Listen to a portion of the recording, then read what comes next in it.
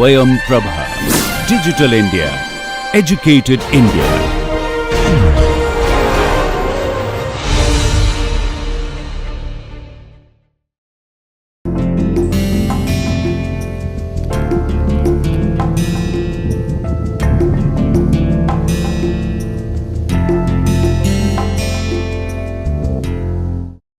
For a rotation about an axis pointing in direction n, a small angle delta theta rotation gives rise to change delta r is equal to delta theta cross r.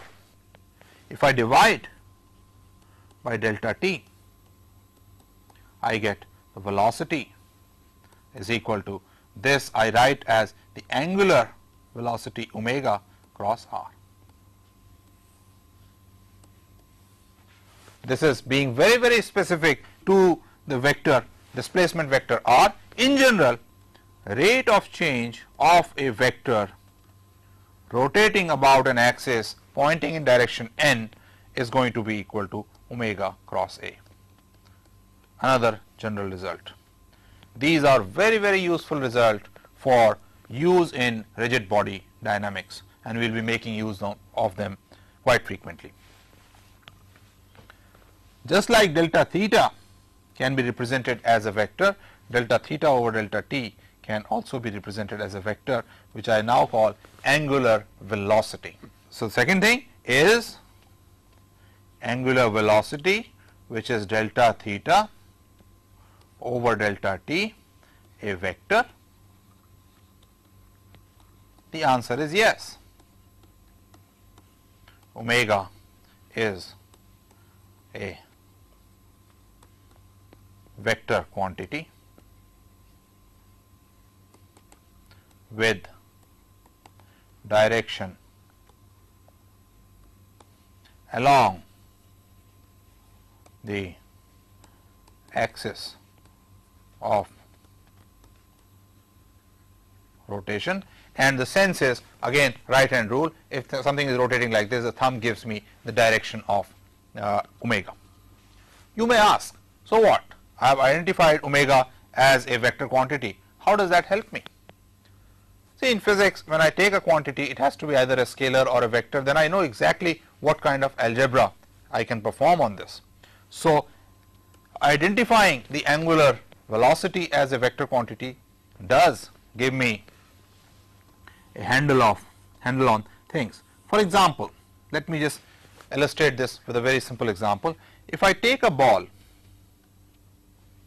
a solid ball, give it a spin omega about an axis and leave it on the floor, which has friction, at an angle theta from the vertical.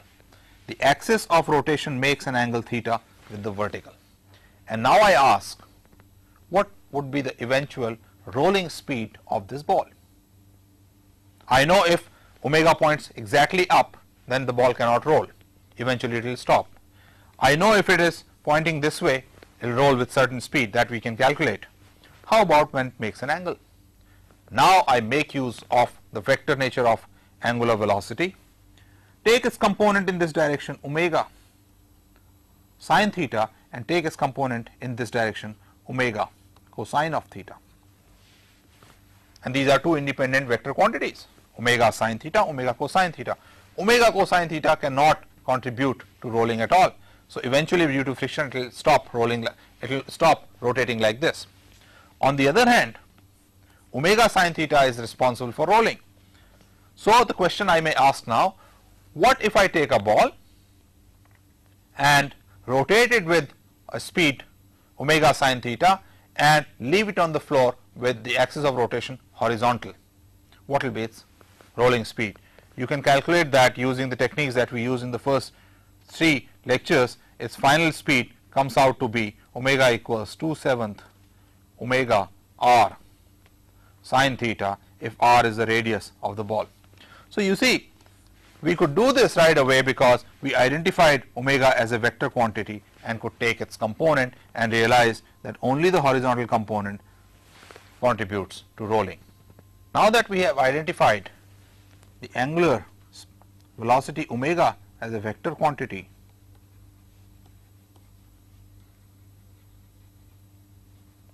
the next question I ask is, if to a rotating body I apply an external torque tau, how does omega change with time?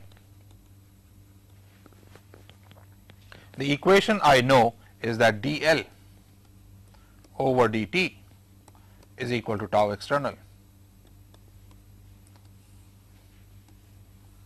So, to relate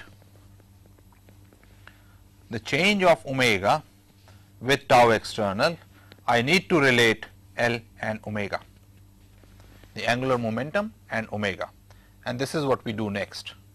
We have already done it in simple cases where we wrote about when a body was rotating about a fixed axis that L was I omega, but now we do it in general. Suppose we take a body which is fixed at one point and it is rotating